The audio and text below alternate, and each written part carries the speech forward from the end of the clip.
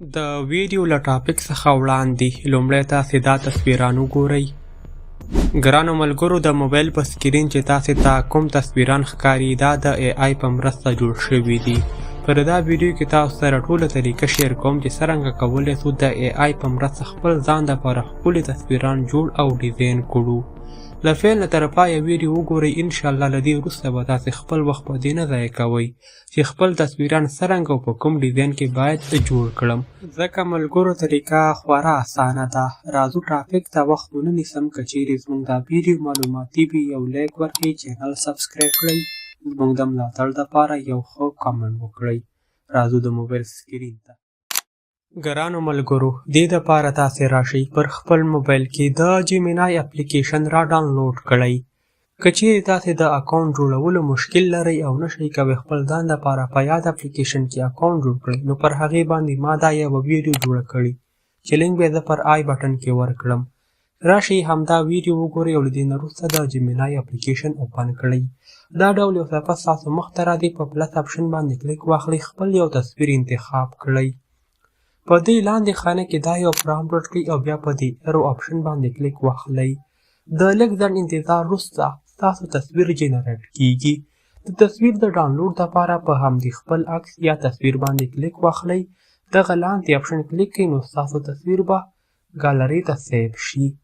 ملګرو بیا هم وایم ویډیو تر پایه وګورئ. که چیرې د عکسونو شوقیان یاست او غواړئ خپل تصویران په ښه ډول ډیزاین کړئ نو ویډیو سکیپ نه کړئ.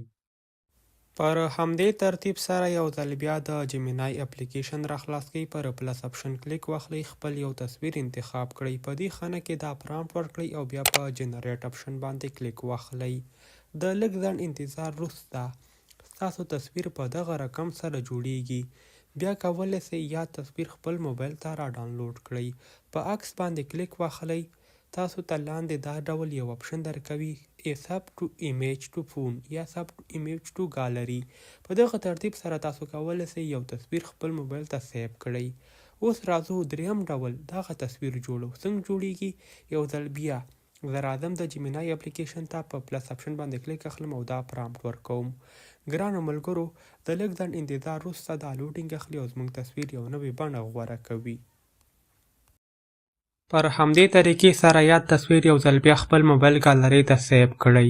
دا هغه طریقه ده چې تاسو کولی شئ خپل تصویرانو ته مختلف ډوله ډیزاین ورکړئ او په مختلف شکلونو کې خپل ځان دپاره جوړ کړئ. اوس راځو دغه کوم لیکل چې ما یې په مرسته خپل تصویران ډیزاین کړل دا به موږ څنګه ترلاسه کوو. د همدې ترلاسه کولو دپاره تاسو راسئ د ویډیو له ډسکریپشن څخه لیدنه وکړئ. دلته لیکل شوي دي د اے آی پرامپټ یا هم د اپلیکیشن لینک. تاسو به پر همدې لینک باندې کلیک واخلئ. دغه ټول لیکل ستاسو موبایل ته را کاپي کولی شئ له همدې ځای څخه. زموږ دا ویډیو تر همدې ځایه وه. که چیرې معلوماتي وي یو لایک ورکړئ، چینل سبسکرایب کړئ او کومه پوښتنه در سره وي کولی شئ په کامنټ کې را سره شریکه کړئ. ملاویږو به پر بله راتلونکي ویډیو کې. تر بیا ښه وخت ښې چارې الله مو مل شه.